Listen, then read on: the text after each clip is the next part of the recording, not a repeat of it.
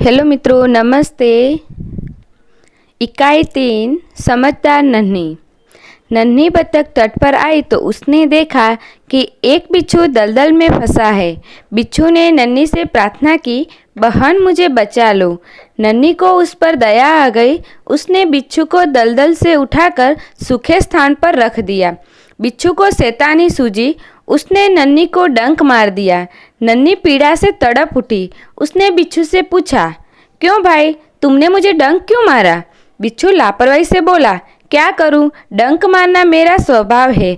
नन्ही बोली, तुम यह गंदी आदत छोड़ दो, नहीं तो कोई मुसीबत में तुम्हारी रक्षा नहीं करेगा। बिच्छू उसकी बात अनसुनी कर आगे बढ़ गया। नन्ही अपनी माँ के पास नदी में चली गई। माँ ने पूछा, नन्ही बेटी, तुम कहाँ रह गई थी? नन्ही बोली, माँ, एक बिच्छू दलदल में फंस गया था, उसे बचाने में देर हो गई। माँ खुश होकर बोली, बेटी, यह तुमने बहुत अच्छा काम किया है।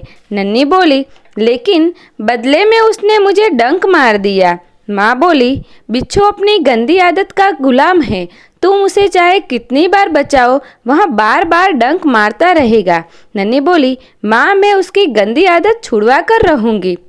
कुछ दिन बाद बिच्छू के प्राण पुनः संकट में पड़ गए। इस बार वह पानी की धारा में जा गिरा और डूबने लगा। मौत सामने देखकर बिच्छू को नन्ही की याद आई। वह नन्ही को पुकारने लगा। नन्ही ने उसकी करुण पुकार सुन ली। वह झपट कर बिच्छू के पास आ गई। सहसा ही उसके मन में एक विचार आया, अब मैं इस गंदे स्वभाव वाले बिच्छू को नहीं बचाऊंगी।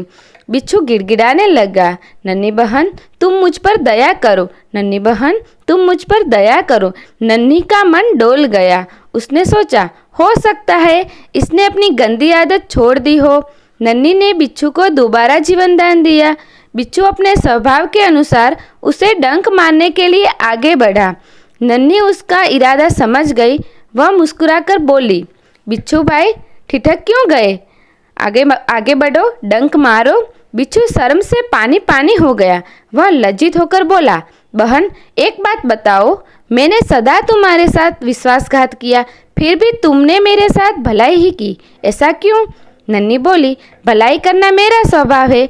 मैं तुमसे बदला लेने के लिए अपनी अच्छी आदत को क्यों छोड़ दूं? मेरा काम बचाना है। मैं मुसीबत में पड़े को बार बार बचाती रहूंगी। तुम्हारा काम डंक मारना है, तुम मारते रहो, देखती हूँ कौन जीतता है। बिच्छू पछतावे से भर गया। बोला, नन्ही बहन, आज तुम जीत गई। मैं वचन देता हूँ कि अब मैं किसी निर्दोष जीव को डंक नहीं मारूंगा। नन्ही खुश होकर नदी में चल दी। माँ ने आज फिर पूछा, बेटी, कहाँ देर कर दी? नन्ही ने पूरी घटना बता दी। माँ प्यार से बोली, प्यारी समझदार नन्ही, भले लोग अपनी बार बार की भलाई से इस तरह बुरे लोगों को भला बनाने की राह दिखाते हैं। नन्ही प्रसन्न होकर थिरकने लगी, मतलब कि नाचने लगी। यह कहानी यहाँ पूर्ण होती है और हमें इस कहानी से यह सीख मिलती है कि व्यक्ति को किसी भी परिस्थिति में भलाई करने का अपना स्वभाव नहीं छोड़ना चाहिए। हमारे समाज में कुछ लोगों का स्वभाव बुरा हो सकता है, लेकिन हमें अपना अच्छा स्वभाव नहीं छोड़ना चाहिए। ओके मित्रों, तो थैंक यू। अगर आपको ये कहानी पसंद आए तो like, share and subscribe. Okay, thank you.